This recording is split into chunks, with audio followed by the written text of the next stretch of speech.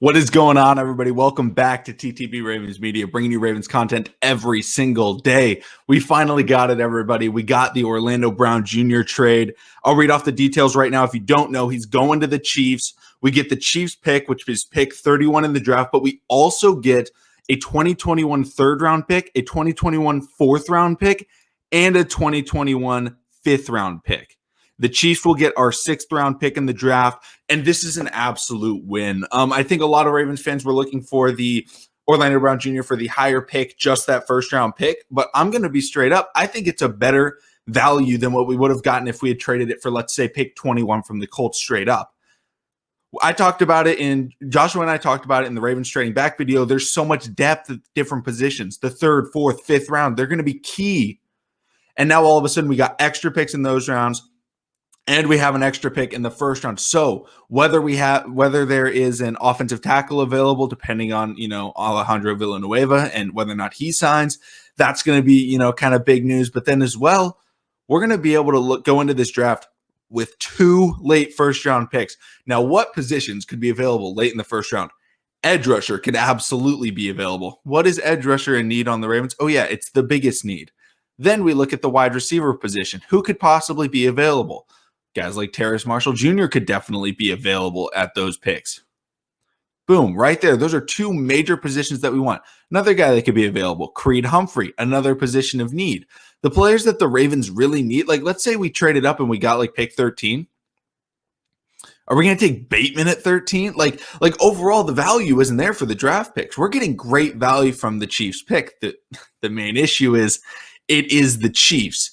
Orlando Brown Jr. is going to be a Chief, and that's a bit scary. However, there is great news from that in that he does not have a deal lined up in Kansas City as of right now, meaning he doesn't have a contract extension already agreed to the Chiefs. So he could only be there for a year. So that's an extra absolute win. Overall, I think that the Ravens should be able to really capitalize off of this, because if we traded Orlando Brown to the Chiefs for like the next 5 years, I would have been like, I don't really love the move, but he doesn't have that deal lined up. So the Ravens are getting, 1 year of Orlando Brown Jr. on the Chiefs, and Orlando Brown Jr. is not an upgrade over what they were having last year. Eric Fisher and Mitchell Schwartz. Now, both of them are injured, but it's not like the Chiefs are going to be like way better than what they were last year because of this move. They'll be more just similar to last year, which is okay because the Ravens will be able to drastically improve their roster based on, drafting edge rushers.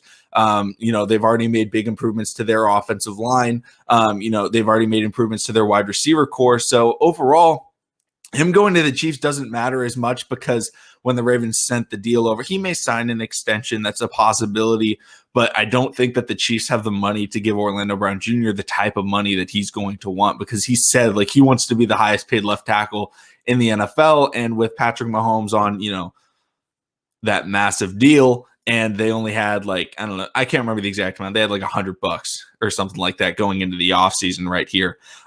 He's going to be playing left tackle for the Chiefs. I see Ian Rappaport tweeted, which obviously makes sense. But, going back to these depth picks, the Ravens get pick 94. That's the third rounder. And they already have pick 104. So they get a lot of like consecutive picks, which I actually really like in the draft. If anybody plays fantasy football, in the comments down below, let me know, because in fantasy football, I love having, you draft, if you're in a 12-man league, draft in like 11th, because then you have like pick 11 and pick 14 or 13 or whatever it is. I think it's 14. And you're able to see, okay, there's 2 guys that I really like. Which one's more likely to be available later? And you can draft both of those guys. So as Ravens fans, we have a lot of guys that we like. And if we get into those situations, whether it, for me, Simi Fehoko is my guy. Everybody that watches my video knows that. 5th round pick, most likely. If Simi Fehoko is available, but then there's also like a really solid edge rusher that could be depth or a safety. This gives us those options to draft a safety, because I wasn't in on those. Now I'm okay with Trayvon Moehrig. I was not in on him whatsoever because I felt like we had other needs. But now that we have 2 first-round picks, I'm down for Trayvon Moehrig.